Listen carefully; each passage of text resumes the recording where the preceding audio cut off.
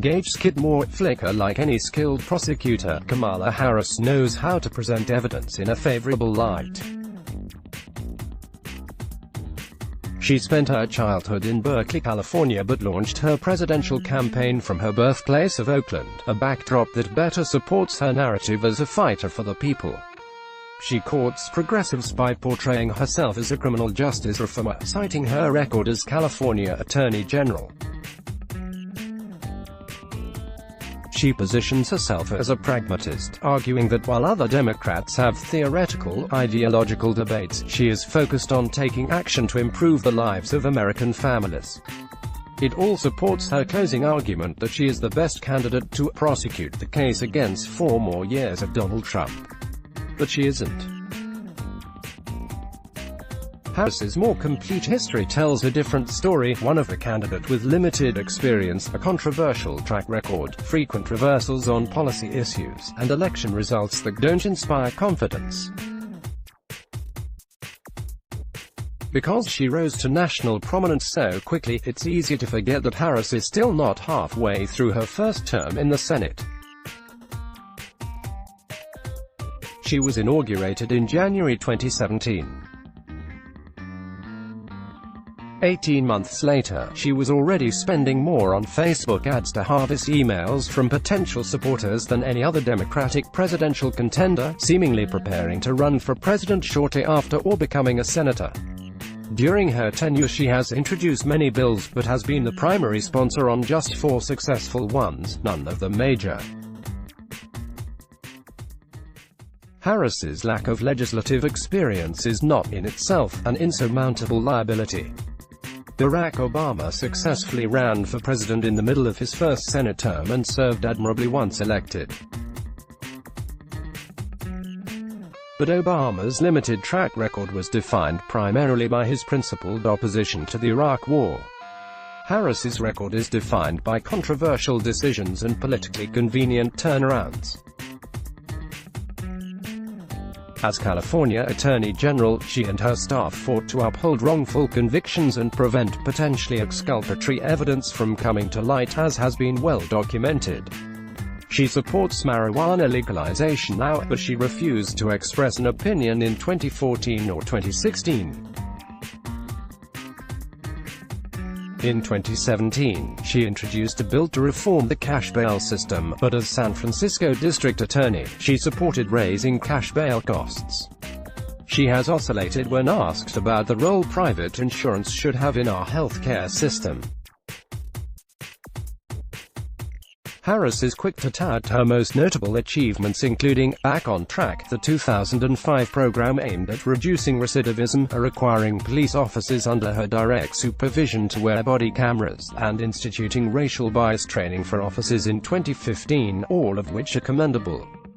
But she has not admitted to, nor offered convincing answers for, her less laudable conduct, probably because she can't. What good explanation is there for trying to keep an innocent man in prison? Some commentators, like Bill Maher, have argued that we should be less concerned about how politicians like Harris evolve than where they end up. But Harris has changed positions so often that it's difficult to know when she has finally made up her mind. To voters, her switches may look more like a product of calculation than evolution. In a field that includes more experienced candidates with more consistent track records like Amy Klobuchar, Cory Booker, and Elizabeth Warren, it would be risky for Democrats to nominate someone who has flip-flopped as much as Harris. There is little evidence that Harris is the right candidate to help Democrats reclaim key swing states like Wisconsin, Michigan, and Pennsylvania. Early polling can be unreliable, but Harris has consistently fared the worst of the 4 leading candidates in head-to-head matchups against Trump. More importantly, her electoral history does not portend success in the Midwest. In Harris's first statewide race, for Attorney General in 2010, she eked out a victory against Republican Steve Cooley by less than 1% in California. She fared much better overall in 2014 as an incumbent against Republican Ron Gold, but she also lost 8th of the county as Hillary Clinton won in 2016.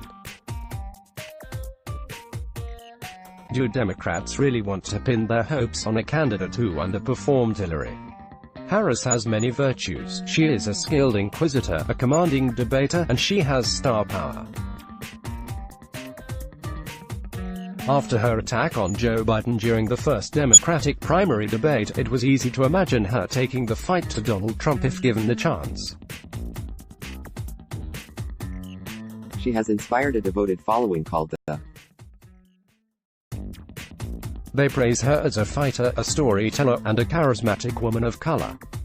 But in a deep Democratic field, other candidates surpass Harris where it counts the most. Warren has more transformative plans. Klobuchar has a better record of getting things done. Sanders and Warren have stronger progressive credentials.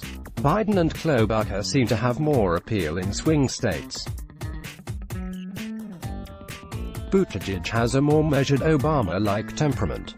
More than half a dozen senators and governors running are more experienced than Harris. Perhaps against a former reality star, Harris's star power should count for more, but her appeal may be too limited to attract broad support.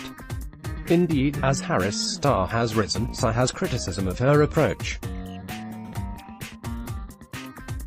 Whereas Harris supporters delighted in her attack on Biden for his record on busing, many Democrats saw it as a cheap shot to attack Biden for having a position on forced busing in the 1970s that is eerily similar to Harris's position today. When pressed after the debate, Harris admitted that she doesn't currently support federally mandated busing, saying that busing should be in the toolbox of what should be considered by a school district. In other words, she criticized Biden for not supporting something that she doesn't support either. Harris sells herself as a girl from Oakland who grew up to fight powerful interests, but Politico revealed that Harris relied on San Francisco elites and cushy appointments from her then-boyfriend, former San Francisco Mayor Willie Brown, to power her political rise. Harris's emphasis on identity politics is similarly risky. She's on the opposite side of the spectrum from Trump, but like him, she uses race as a wedge issue. Her attack on Biden, and by extension, people like him, served her campaign's needs.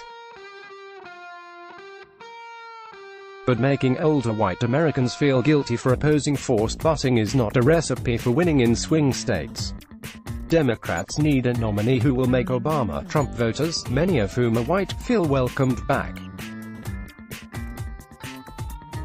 Perhaps most importantly, Democrats need a candidate who provides strong, favorable contrasts to Donald Trump, a sincere, dedicated public servant with a record of fighting for the working class who unites Americans by appealing to the better nature. Harris, of course, embodies those qualities more than Trump ever could. But if she is the nominee, she will be susceptible to many of the same attacks Hillary experienced. She will be easily portrayed as a shape-shifting liberal, bankrolled by the rich, too focused on ascending the political ladder, attacks from which someone like Klobuchar or Warren would be largely immune. It's a cliché, but the 2020 election is historically important and Democrats need to get it right. The stakes are simply too high to rely on a largely untested candidate with lackluster election results in red and purple districts. They need to back an experienced nominee with a consistent record who can persuade swing voters. With many strong candidates to choose from, Kamala Harris is a risk Democrats shouldn't take. Let's block ads. Why?